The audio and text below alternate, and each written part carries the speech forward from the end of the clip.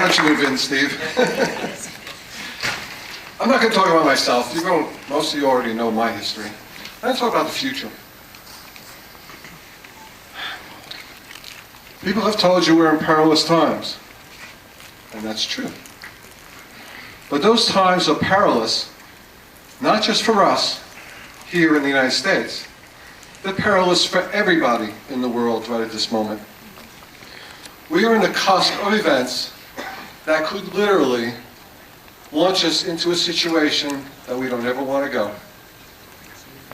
Some of you may have heard today about, or in the past couple of days, about the situation with the country of Greece on the verge of default.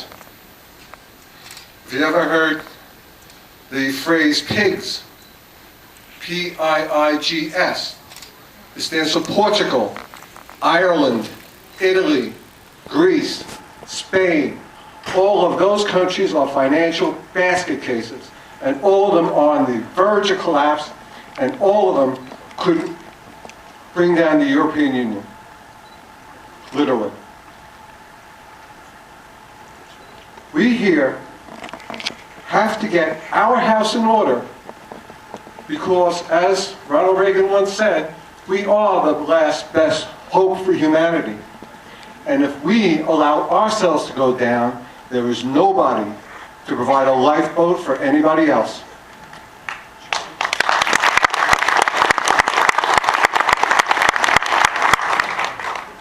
This may not be good news for us, but it's the truth. And nobody's going to tell you this. So every effort we can make to get people elected that will stand for our values, get our country back on track, so that we can be available for those who will end up fleeing the others or helping the others to survive, is important. And I look forward to working on those kinds of things in Washington. I look forward to working with other candidates who you select. And I'm not going to go to who I prefer, but there are obviously some preferences. I'll have to say Lieutenant Colonel LeBate, who I last saw Sunday morning, 17 degrees out. We were out at the Army Training Center in Amityville, seeing off the 455th Engineers.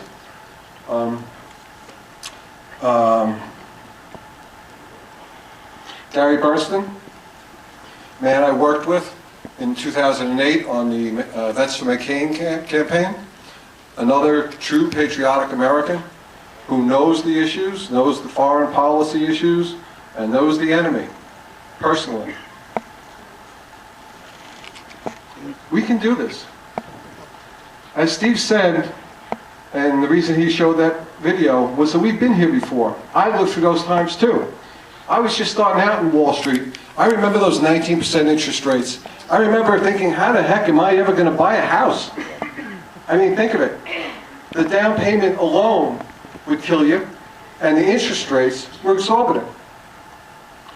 We conquered those things. We conquered them by the vision of a great man.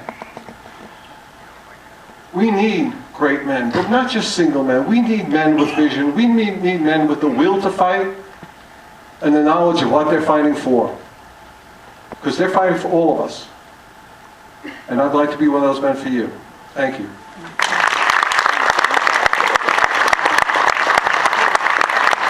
Thank you very much, Dan.